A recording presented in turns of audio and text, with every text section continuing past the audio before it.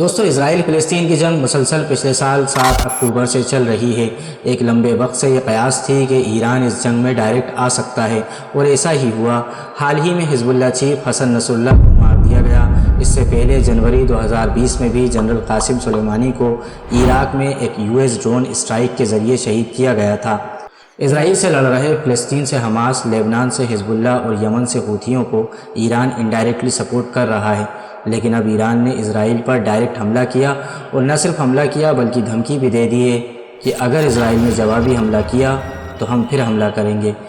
اس video میں ہم اسرائیل اور ایران کی فورسز کا کمپیریزن کریں گے اور ویپنز کی اسپیشلٹیز پر نظر ڈالیں گے۔ کیا ایران کو رشیا سے S-400 ڈیفنس سسٹم مل گیا ہے؟ کیا ایران نے حال ہی میں پرمانو ٹیسٹ کر لیا ہے؟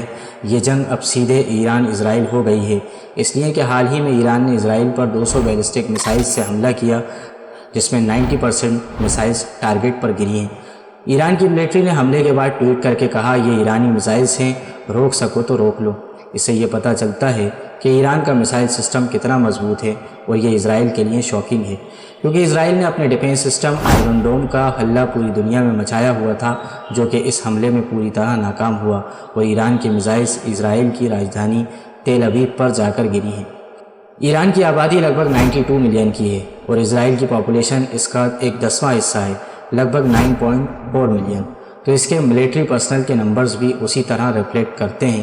ایران کے پاس 6,10,000 ایکٹیو ٹروپس ہیں، 3,50,000 ریزرو فائٹرز اور 2,20,000 پیرا ملٹری پرسنل ہیں۔ کل ملا کے ایران کے پاس 12 لاکھ لوگوں کی آرمی۔ اسرائیل کے پاس 1,70,000 ایکٹیو ڈیوٹی پرسنل ہیں، 4,65,000 ریزرو اور 35,000 پیرا ملٹری ٹروپس ہیں، جو کل ملا کے 6,70,000 ہوتا ہے۔ یہ ایران کے مقابلے آدھے سے تھوڑا زیادہ ہے۔ اس حساب سے اسرائیل مین پاور میں پیچھے ہے۔ کچھ لوگوں کا ماننا ہے کہ نمبرز معنی نہیں رکھتے، کیونکہ اسرائیل میں ہر کوئی ٹرینڈ فائٹر ہوتا ہے۔ اسرائیل میں مینڈیٹری ملٹری سروس ہوتی ہے، لگ بھگ ہر اسرائیلی سٹیزن ملٹری میں 2.5 سے 3 سال تک سرو کرتا ہے، مگر ایسا ایران میں بھی ہوتا ہے۔ ایران میں بھی ملٹری سروس مینڈیٹری ہوتی ہے، لیکن صرف مردوں کے لیے۔ لیکن اگر آپ پاپولیشن کا فرق دیکھیں تو ایران کے پاس کافی زیادہ ٹرینڈ فائٹرز ہیں، تو اگر آل آؤٹ وار ہوتی ہے تو مین پاور کے لحاظ سے ایران طاقتور ہے۔ یہ بات زمین میں ٹینکس، آرمرڈ وہیکلز، آرٹلری اور راکٹ پروجیکٹرز کے نمبرز پر بھی صحیح ثابت ہوتی ہے۔ گراؤنڈ پر ایران کو زیادہ ایڈوانٹیج ہے۔ نیوی میں بھی کچھ ایسا ہی حال ہے۔ اسرائیل کے پاس کوئی بہت اچھی نیوی نہیں ہے۔ اسرائیل کے پاس نہ تو فریگیٹس ہیں، نہ ڈسٹرائرز، نہ ایئر کرافٹ کیریئرز، اور صرف 5 سب مرینس ہیں، جبکہ ایران کے پاس 19 سب مرینس ہیں۔ ایران کی نیوی بھی اتنی اسٹرانگ نہیں ہے، لیکن اسرائیل سے بہتر ہے۔ ایئر فورس کی بات کی جائے تو اس معاملے میں اسرائیل اسٹرانگ ہے۔ فائٹر جیٹس کا کمپیریزن کریں تو اسرائیل کے پاس 241 ہیں اور ایران کے پاس 186۔ اٹیک ہیلی کاپٹرز میں ایران کے پاس 13 تو اسرائیل کے پاس 48 ہیلی کاپٹرز ہیں۔ ایران کے پاس پرانے فائٹر جیٹس ہیں جو 60s اور 70s کے دوران کے ہیں۔ دوسری طرف اسرائیل کے پاس F-15، F-16 اور F-35 اسٹیلتھ فائٹرز ہیں، جو کہ ایڈوانس ٹیکنالوجی سے لیس ہیں۔ ایران نے اپنی میزائلز اور ڈرونز پہ فوکس کیا ہے۔ ایران کے پاس شاہد 136 ڈرون ہے جو کافی سستا اور اثردار ہے۔ ایران کے پاس 100 سے زیادہ ڈرونز ہیں جو اسرائیل کے فائٹر جیٹس کا مقابلہ کرتے ہیں۔ رشیا نے یوکرین کے خلاف ایران کے شاہد 136 اور مہاجر 6 ڈرونز کا استعمال کیا تھا۔ یہ ڈرونز کم لاگت والے اور زیادہ دوری تک مارنے والے ہیں۔ اب تک رشیا نے ایران کو اپنا advance air defence system S-400 officially نہیں دیا ہے۔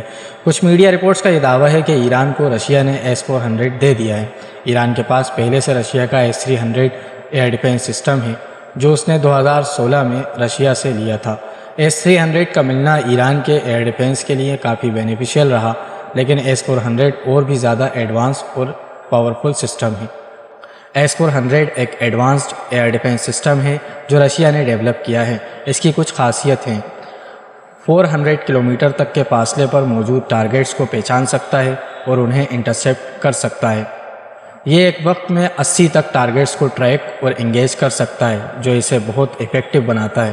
اس میں الگ الگ طرح کے میزائلز ہیں جو ڈیفرنٹ ایلٹیٹیوڈ اور اسپیڈز پر ٹارگیٹس کو مار سکتے ہیں، جس میں بیلسٹک میزائلز بھی شامل ہیں۔ S-400 رڈار سسٹم کو اس طرح سے ڈیزائن کیا گیا ہے کہ یہ اسٹیلتھ ایئر کرافٹ کو بھی ٹریک کر سکے۔ ان خاصیت کی وجہ سے S-400 کو دنیا کے بہترین ایئر ڈیفنس سسٹم میں سے ایک مانا جاتا ہے۔ حال ہی میں ایران میں ایک بھوکمپ آیا تھا جس کے بارے میں لوگوں نے شک کیا کہ شاید یہ ایران کا ایک سیکریٹ پرمانو ٹیسٹ ہو سکتا ہے۔ یہ بھوکمپ 5 اکتوبر 2024 کو سیمنان پردیش میں ہوا تھا اور اس کا ماپ 4.4 سے 4.6 کے بیچ رہا تھا۔ کئی لوگوں کو لگ رہا ہے کہ اس بھوکمپ کے پیچھے ایک نیوکلیئر ٹیسٹ ہو سکتا ہے، لیکن اب تک ایران کی حکومت نے اس بات کی کوئی تصدیق نہیں کی ہے، اور کئی ایکسپرٹ بھی اس کو لے کر ڈسکشن کر رہے ہیں کہ یہ سچ میں پرمانو ٹیسٹ تھا یا صرف ایک قدرتی زلزلہ۔ ایران اپنے پرمانو پروگرام پر کافی ٹائم سے کام کر رہا ہے، جو کہ سب سے زیادہ امریکہ کے لیے مشکل کھڑی کر سکتا ہے۔ اس لیے امریکہ نہیں چاہتا کہ ایران ایٹمک پاور بنے۔ ایران کے پرمانو پروگرام کو لے کر 2015 میں ایک سمجھوتا کیا گیا تھا جس میں یورینیم انریچمنٹ جو پرمانو ہتھیار بنانے کے لیے ضروری ہے اس پر کچھ روک لگائی گئی تھی، لیکن اب ایران کا پروگرام پھر سے آگے بڑھ رہا ہے اور سارے سینکشنز لگا کر ایران کو روکنے کے باوجود ایران اب روکے نہیں رک رہا ہے۔ کچھ ایکسپرٹس کا کہنا ہے کہ ایران کچھ ہی وقت میں اپنا پہلا پرمانو ہتھیار بنا سکتا ہے۔ ویڈیو پسند آئی ہو تو چینل کو سبسکرائب ضرور کریں اور ویڈیو کو ان دوستوں کو شیئر کریں جو ایران کو ہلکے میں لے رہے ہیں۔